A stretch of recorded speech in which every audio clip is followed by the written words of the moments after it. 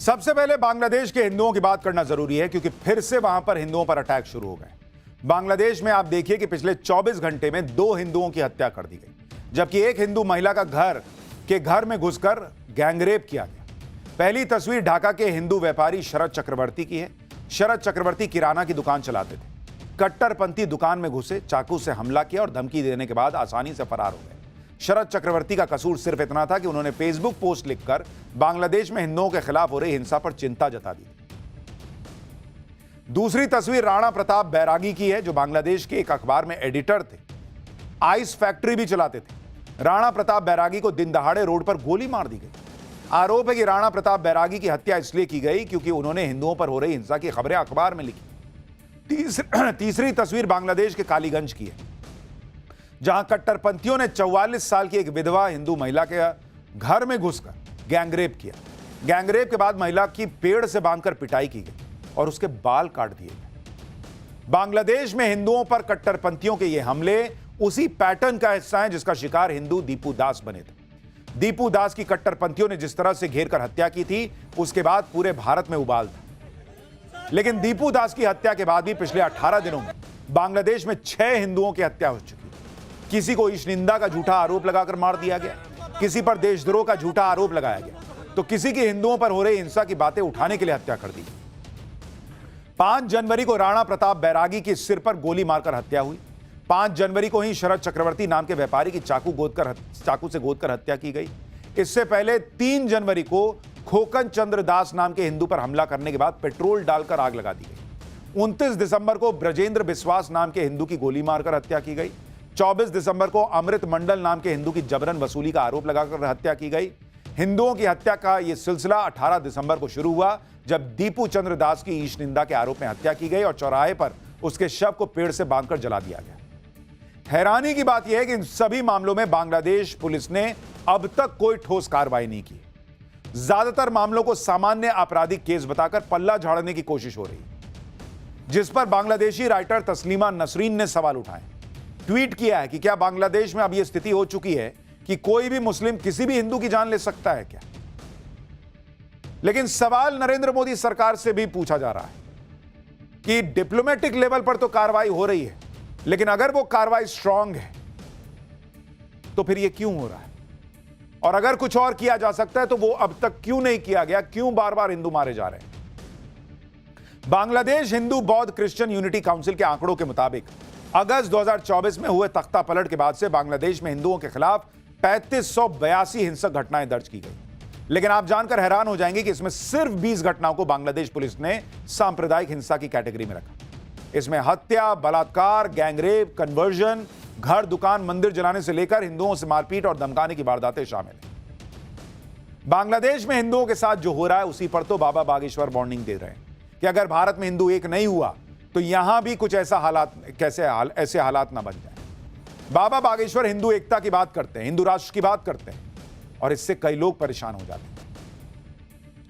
एक तरफ बागेश्वर बाबा हैं जो हिंदुओं को एकजुट कर रहे हैं, हिंदुओं को उनकी एकता का मतलब समझा रहे हैं।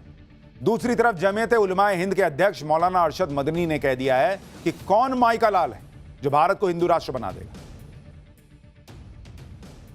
मौलाना अरशद मदनी ऐसी बातें कर रहे हैं जैसे पता नहीं मुसलमानों को मारने की बातें की जा रही। किसने कहा भाई कि मुसलमान मार दिए जाएंगे?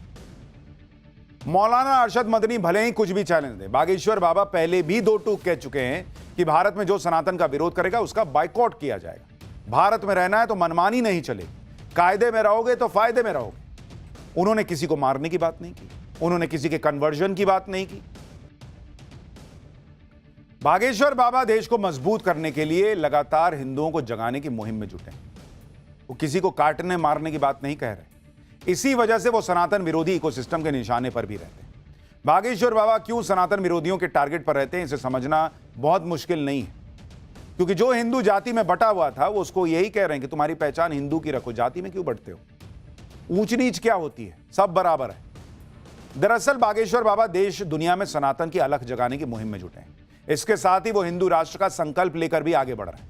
आप देखिए कि सनातन में लोगों की वापसी के लिए बागेश्वर बाबा ने घर वापसी की मुहिम छेड़ी। इस मुहिम के जरिए बागेश्वर बाबा रास्ते से भटके हजारों लोगों की अब तक सनातन में वापसी करवा चुके हैं, बिना जोर जबरदस्ती। सनातन धर्म की जड़ें मजबूत करने के लिए बागेश्वर बाबा सनातन चेतना अभियान चला रहे हैं, जिसके लिए वो देश दुनिया में घूमकर कार्यक्रम करते हैं। इसके साथ ही हिंदू राष्ट्र के संकल्प को लेकर और हिंदुओं को एकजुट करने के लिए बागेश्वर बाबा 2 बार सनातन हिंदू एकता पदयात्रा निकाल चुके हैं और वो खुद कह चुके हैं कि उनका हिंदू राष्ट्र का जो संकल्प है उसमें सबके रहने के लिए जगह है। ऐसा नहीं है कि वहां अब मुसलमान, ईसाई, सिख नहीं रह सकते।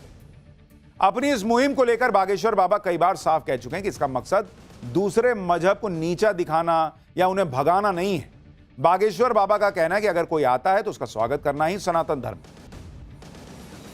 यानी सीधे सीधे वो हिंदू एकता की बात करते हैं लेकिन किसी को नुकसान पहुंचाने की बात नहीं करते। ऐसे में जब कोई कहता है कि मर जाएंगे, कट जाएंगे लेकिन धर्म नहीं छोड़ेंगे, तो ये सीधे सीधे भड़काने का प्रयास लगता है। समाजवादी पार्टी की टेंशन यह है कि कई इलाकों में जहां मुस्लिम बहुल सीटें, वहां पर जो वोटर कम हुए हैं उससे कहीं उनका बड़ा नुकसान ना हो जाए। क्योंकि आप देखिए, सहारनपुर, मुजफ्फरनगर, मुरादाबाद, रामपुर और संभल में 40% से 50% तक मुस्लिम मतदाता है। एसआईआर में इन 5 जिलों में 20% तक वोटर कम हुए हैं। इन 5 जिलों में विधानसभा की 28 सीटें आती हैं, जिस पर 2022 में 11 सीटों पर एनडीए को जीत मिली थी, जबकि 17 सीटों पर सपा गठबंधन को जीत मिली थी। अगर समाजवादी पार्टी टेंशन में होगी तो बीजेपी के लिए भी परेशानी कम नहीं है, क्योंकि आप देखिए कि जिन शहरों में सबसे ज्यादा नाम कटे हैं उनमें लखनऊ में 12 लाख वोटर्स के नाम कटे हैं, प्रयागराज में 11,56,306 नाम कट गए, कानपुर सिटी में 9,02,150 नाम कटे हैं, आगरा में 8,36,943 नाम कटे हैं, गाजियाबाद में 8,18,139 नाम कटे हैं, बरेली में 7,14,753 नाम कट गए, मेरठ में यह आंकड़ा 6,65,637 का है और शाहजहांपुर में 5,03,922 का, नोएडा में 4,47,472 नाम कट गए हैं, बलरामपुर में 4,11,201 नाम कटे हैं। इन 10 शहरों में सबसे ज्यादा मतदाताओं के नाम कटे हैं और इन शहरों को बीजेपी का स्ट्रॉन्ग होल्ड माना जाता है। तो भाई तनाव तो बीजेपी को होना चाहिए कि भाई नाम कट गए। आप देखिए कि इन 10 जिलों में कुल 74 विधानसभा सीटें 2022 के चुनाव में बीजेपी ने इनमें से 58 जीती थी। आगरा, नोएडा, गाजियाबाद, शाहजहांपुर में बीजेपी ने क्लीन स्वीप किया था। समाजवादी पार्टी को 74 में से मात्र 16 सीटें मिली थी और इसी वजह से एसआईआर में कटे वोटर बीजेपी की टेंशन बढ़ा सकते हैं, जिसका जिक्र योगी आदित्यनाथ ने भी किया था। हालांकि यह एसआईआर का आखिरी चरण नहीं है। जिन मतदाताओं के नाम काटे गए हैं उनके पास अभी मौका है कि अगर गलती से नाम कट गया है तो जुड़वा लीजिए। दावे और आपत्ति के लिए फॉर्म 6 और फॉर्म 7 भरे जाएंगे। 6 जनवरी से 6 फरवरी 2026 तक लोग आपत्ति दर्ज करा सकते हैं, यानी पूरा 1 महीना है। इसके लिए हेल्पलाइन नंबर 1950 भी जारी किया गया है। शहरी क्षेत्रों में चुनाव आयोग इसके लिए विशेष कैंप भी लगाएगा। इसके अलावा कई लोगों का फॉर्म मिला है लेकिन मैपिंग नहीं हुई है। ऐसे मतदाताओं को मैपिंग के लिए नोटिस भेजा जाएगा। सारी आपत्तियों को दूर करने के बाद 6 मार्च 2026 को अंतिम सूची जारी की जाएगी।